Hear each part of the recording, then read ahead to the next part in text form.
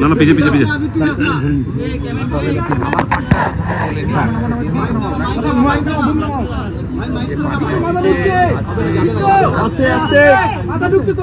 সেদিনই ঘোষণা করেছিলাম পানিহাটিতে রথযাত্রার সমাপ্তিতে আমি আসবো।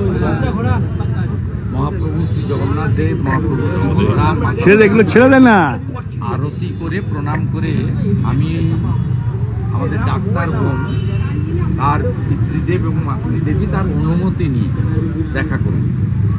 কারণ প্রাইভেট বাড়িতে অনুমতি দেখা করা উচিত নয় এবং এটা সমীচীন।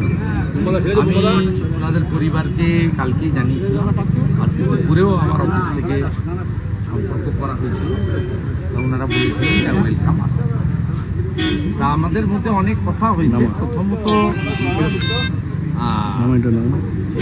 ওনারা যে আইনি লড়াইটা শিয়ালদা কোর্টে বা কলকাতা হাইকোর্টে লড়ছেন, পশ্চিমবাংলার একজন সচেতন নাগরিক হিসেবে রাজনৈতিক পরিচয়ের ঊর্ধ্বে উঠে বা আমি কোন পদে আছি তার ঊর্ধ্বে উঠে এটাতে পশ্চিমবাংলার লক্ষ লক্ষ কোটি কোটি সচেতন নাগরিকদের মতো আমারও পূর্ণ সমর্থন আছে। এবং আমি বিশ্বাস করি বেলেঘাটাতে আজকে যেভাবে যে হত্যা হয়েছিল, নিষ্ঠুর হত্যা, সেই হত্যায় যেভাবে তদন্তকারী সংস্থা সাপ্লিমেন্টারি চার্জশিট দিতে বাধ্য হয়েছে, ঠিক একইভাবে ডাক্তার বোনের ক্ষেত্রেও আজকে শিয়ালদা কোর্ট এবং কলকাতা হাইকোর্ট তাদের যে লিগ্যাল ব্যাটেল চলছে তারও ফলাফল নিশ্চিতভাবে আমাদের যে দাবি বা বাস্তবসম্মত আমাদের যে আশা সেটা পূরণ করবে। তাই লিগ্যাল ব্যাটেল নিয়ে আমি এর বাইরে আর কিছু সাংবাদিকদের বলছি না। আমি অন্যান্য অনেক কথা হয়েছে, সে বিষয়ে আমি এখানে সম্পূর্ণভাবে বলছি না, গোপনীয়তা কিছু বিষয় আছে, রাখা উচিত। কিন্তু আজকে পশ্চিমবাংলায় যে কটা ঘটনা গত কয়েক বছরে ঘটেছে তার মধ্যে ডাক্তার বোনের বাবা মার যে লড়াই,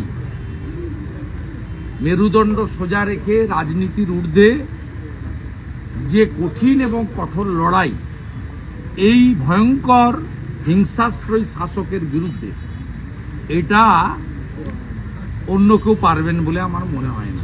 তাই তাদের দুজনকে তাদের এই কঠিন লড়াই, একেবারে লক্ষ্য অবিচল থেকে লড়াই, তাকে আমি কৃতজ্ঞতা এবং প্রণাম নিবেদন।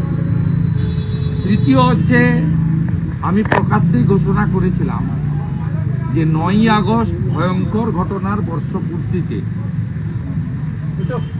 অরাজনৈতিকভাবে যদি ডাক্তার বোনের পিতা মাতা নবান্ন চলো অভিযানের মতো কোনো বড় কর্মসূচির ডাক দেন, তাহলে রাজনীতির পতাকা সরিয়ে রেখে আমরা সবাই অর্গানাইজও করব, পার্টিসিপেশনও করব। বাকিটা ওনার মুখ থেকে শুনবেন। উনি শুধু আমাকে বলেছেন, মাতৃদেবী বলেছেন যে 9 তারিখও হোক, যেভাবে গত বছর 27শে আগস্ট ছাত্র সমাজ করেছিল, আর সাথে সাথে অরাজনৈতিকভাবেই নাগরিক সমাজ, যুব সমাজ, ছাত্র সমাজ সবাই এগিয়ে এসে 14ই আগস্টে গতবারের মতো রাত দখলের কর্মসূচিও পালিত হয়েছে। অর্থাৎ আমি খুশি, কৃতজ্ঞ। আমি আগামী 1 মাসের বেশি সময় থাকলো হাতে, আগামীকাল 6 তারিখ আমি এই কর্মসূচি সফল করার কাজে আমার রাজনৈতিক সাথী শুধু নয়, সমস্ত শুভানুধ্যায়ীদের নিয়ে, এবং গতবারে যে ছাত্র সমাজরা যারা করেছে, গ্রেপ্তার হয়েছে, 109 জন জেল কেটেছে, 109 জন, তাদের মামলা এখনো চলছে, তাদের সম্মিলিতভাবে নিয়ে এটা অর্গানাইজ করব। আরেকটি বড় প্রাপ্তি আমাকে ডাক্তার বোনের পিতৃদেব দিয়েছেন যে আমরা সেই দিন থাকব। বাকি কখন থাকবেন, কিভাবে থাকবেন, সেটা আমরা যারা অর্গানাইজার থাকবো আমাদের সঙ্গে আলোচনা করে পারস্পরিক ঠিক করব। সময় আছে, সেটা ওনারাই কর্মসূচির 1 দিন, 2 দিন, 3 দিন আগে প্রপারলি আপনাদের জানিয়ে দেবে।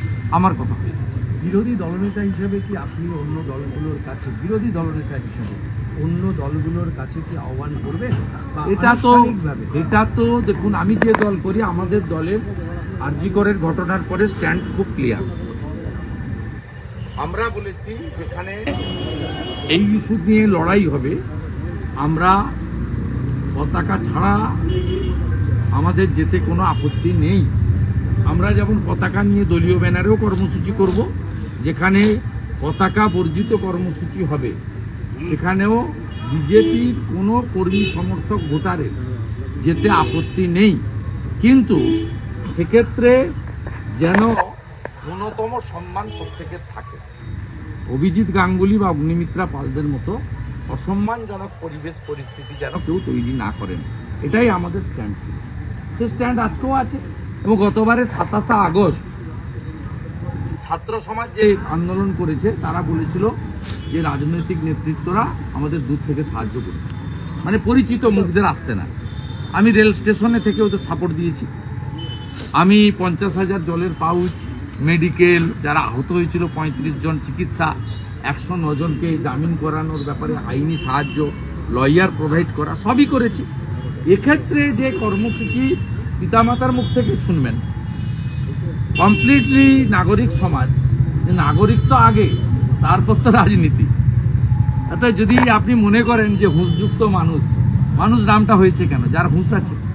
তা আপনি যদি হুঁশযুক্ত মানুষ হন, আপনার লক্ষ্য যদি ঠিক থাকে এবং এটা যদি অত্যন্ত মর্মান্তিক বেদনাদায়ক ঘটনা ঘটে থাকে এবং এই সরকার, এই মুখ্যমন্ত্রী দায়ী থাকেন, এই পুলিশ দায়ী থাকেন, বা তদন্তকারী যে সংস্থাই থাকুক না কেন, যারাই থাকুক না কেন, তাদের কাছ থেকে এখনো পর্যন্ত সঠিক বিচার না পাওয়া যায়, তাহলে সে আন্দোলনে সকলে অংশগ্রহণ করতে পারে।